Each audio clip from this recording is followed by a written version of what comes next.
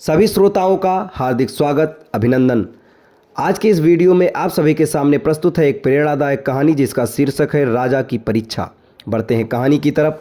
सादा जीवन और उच्च विचार रखने वाले कबीरदास की ख्याति दूर दूर तक फैली हुई थी और बनारस के राजा वीर सिंह भी कबीरदास जी के भक्तों में से एक थे। जब कभी कबीरदास राजा से मिलने जाते तो राजा स्वयं कबीरदास जी के चरणों में बैठ जाते और उन्हें राजगद्दी पर बैठा देते। एक दिन कबीरदास ने सोचा कि वीर सिंह की परीक्षा ली जाए कि क्या वो सचमुच इतने बड़े भक्त हैं जितना कि उन्होंने व्यवहार से नजर आता है, या ये सब केवल दिखावा है।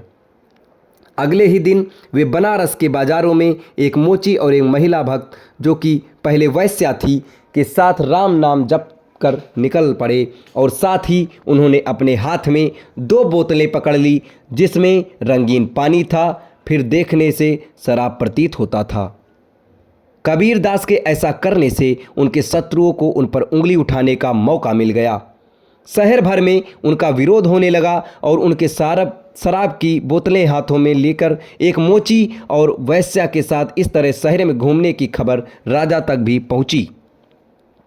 कुछ समय बाद कबीरदास जी योजना अनुसार राज दरबार पहुंचे। उनके इस व्यवहार से राजा पहले से ही मन क्षुब्ध थे और इस बार उन्हें देखकर वे अपनी गद्दी से नहीं उठे, परंतु तुरंत समझ गए कबीर जी कि राजा भी आम लोगों की तरह ही है। उन्होंने तुरंत ही दोनों बोतलें जमीन पर पटक दीं।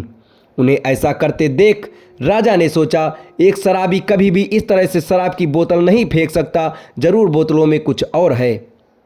राजा तुरंत उठा और कबीरदास जी के साथ आए मोची को किनारे कर उससे पूछा, ये सब क्या है? मोची बोला, अरे महाराज, आपको नहीं पता, जगन्नाथ मंदिर में आग लगी हुई है और संत कबीरदास इन बोतलों में भरे पानी से वो आग बुझा रहे हैं। राजा ने इस घटना का दिन और समय नोट कर लिया और बाद में इस बात की सच्चाई का पता लगाने के लिए एक दूत जगन्नाथ मंदिर भेजा। मंदिर के आसपास रहने वाले लोगों ने इस बात की पुष्टि की। उसी दिन और समय में मंदिर में आग लगी थी जिसे बुझा दिया गया था। जब राजा को इस सच्चाई का पता चला तो वो उन्हें अपने व्यवहार पर पछतावा हुआ और संत कबीरदास में उनका विश्वास और भी दृढ़ हो गया।